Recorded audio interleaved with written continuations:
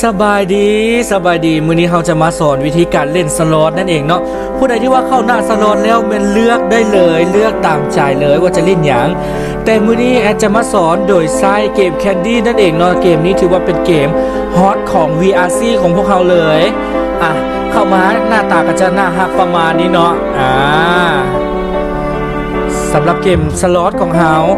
บอลนี้จะเป็นบอลที่ว่าใช้เงินเดิมพันเนาะตอนนี้เป็น6 บาทบอลนี้เป็นบอลเงินที่เขาได้แล้วตัวนี้จะเป็นปุ่มกดลิ้นนั่นเองเนาะตัวนี้จะเป็นเงินยอดเงินของเฮาเนาะก่อนที่เฮาจะไปลงเดี๋ยวแอดปรับเงินขึ้นกันก่อนเนาะตอนนี้เป็น15 บาทปรับขึ้นอีกให้มันเป็น30 บาทจะลองหมุนให้เบิ่งก่อนฮอบหนึ่งเนาะที่ตัวนี้บาทหนึ่งเนาะมันก็จะหมุนไปประมาณเนี้ย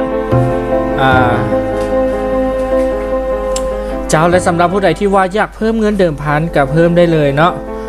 หลังจากเพิ่มแล้วเขาสามารถตั้งเป็นออโต้ได้เนาะส่วนหลายสล็อตแอดกับมักตั้งเป็นออโต้คือกันเอาเป็น25 เทื่อเนาะแล้วก็ปล่อยให้เพิ่นหมุนออโต้ไปเลยและสำหรับ VRC เกมออนไลน์เนาะ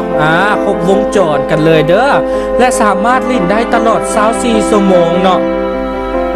สามารถเล่นได้ตลอด24 ชั่วโมงและเล่นผ่านโทรศัพท์มือถือได้แบบสะดวกสบายเนาะบอลไหนที่ว่ามีสัญญาณอินเทอร์เน็ตเนาะสามารถฝากถอนได้สะดวกสบายทุกคนสามารถนำไปเล่นได้เลยเนาะตอนนี้แอดเข้ามาแล้วยังได้โบนัสเข้ามาเรื่อยๆเนาะแอดเข้าใจแล้วเนาะว่าเป็นอย่างแคนดี้ป๊อปจึงเป็นที่ยอดฮิตของหนุ่มๆสาวๆและก็ทุกเพศทุกวัยเนาะตั้งแต่วัยเริ่มเล่นจนฮอดรุ่น